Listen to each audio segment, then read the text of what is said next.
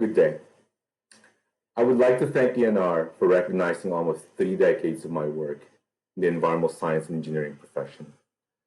No one can ever predict where their careers will go.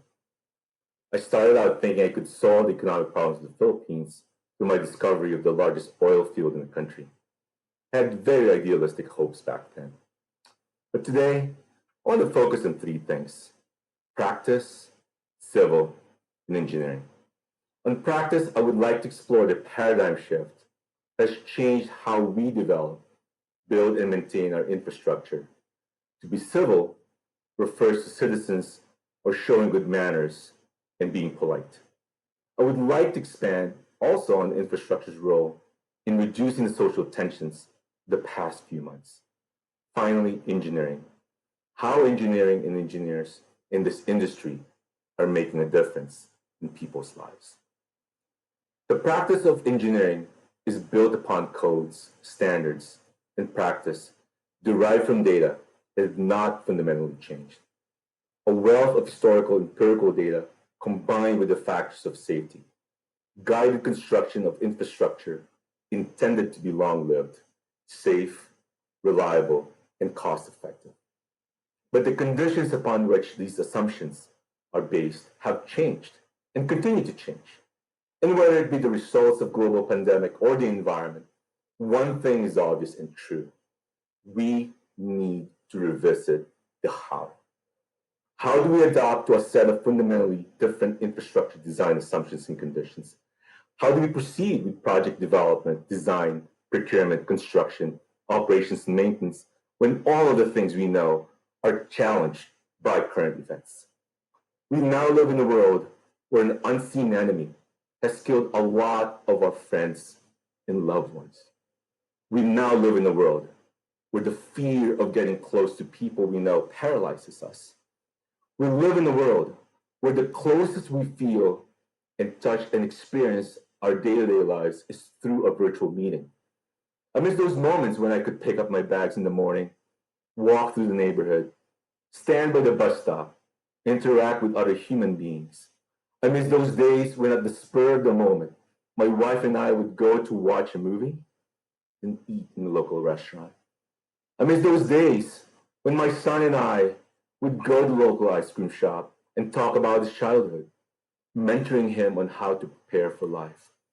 I miss those days when interacting with coworkers meant sitting across the table, watching the body language, and coming to consensus on difficult decisions. Our lifestyles have changed. The challenge is how to evolve our practice given our new set of realities. Conduct of business in the mostly virtual world has changed how we interact, but has simultaneously accelerated the paradigm of a boundless world. Several weeks ago, I started my day in a meeting with academics and engineers from the UK and Australia and Asia. I also met with colleagues from the American Society of Engineers scattered around the globe, then spent the rest of the day discussing project issues and solutions with my staff or working across the Los Angeles region. That evening, I spoke at a career forum, then capped off the day with a late dinner with my parents, my wife, and my son. That was a typical day. Exciting, but exhausting. In a virtual world, there is no travel to wind down. You go virtually from continent to continent, from one event to another in rapid succession. Our practice needs to change to design this level of need. There's a shift in how the infrastructure of the future will serve us. I was, more than, I was born more than half a century ago in the Philippines and I spent about a quarter of my life there. Enough to experience life under the shadow of a political dictator. Enough to come to age and realize what kind of life majority of my countrymen had. Enough to find my identity as a Filipino. Enough to compare a developed world lifestyle with that of a developing nation. And enough to be able to reflect on how lucky I am to have grown in the midst of all that poverty and realize the life mission to do whatever it takes to economically elevate the lives of everyone, Filipinos and other global citizens alike.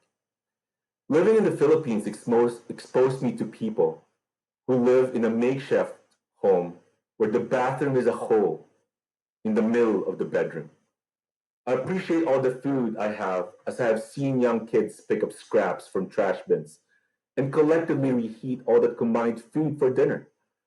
I appreciate the value of work because I have seen men and women sell items to make a few pesos, but only to buy a can of sardines and a quarter kilo of rice to feed a family of six. I want to introduce you to the Philippines I know because I have seen many of these in my previous life's experiences here in the US as well. We have a shared history. For over 300 years, the voice of the Filipino was repressed by our conquerors.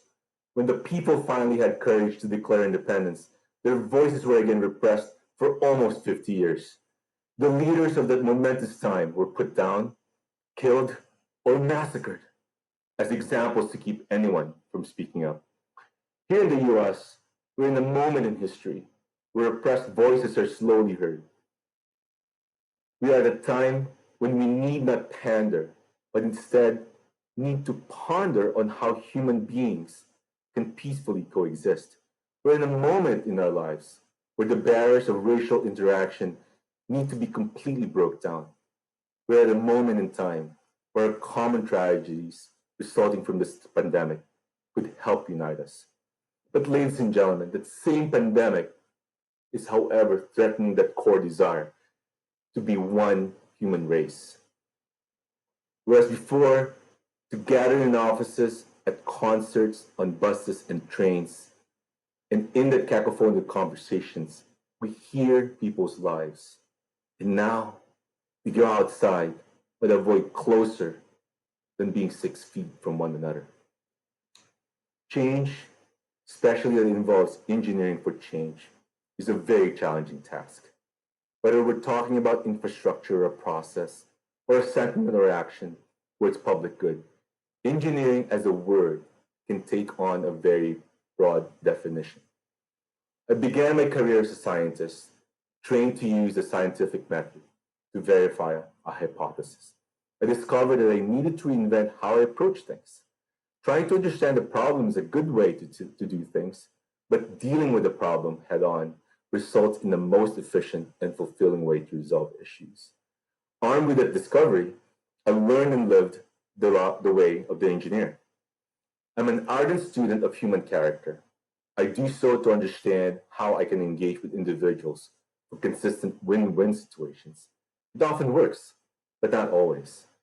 In a virtual and post-lockdown world, I need to reinvent my strategy to work through the rules of human interaction.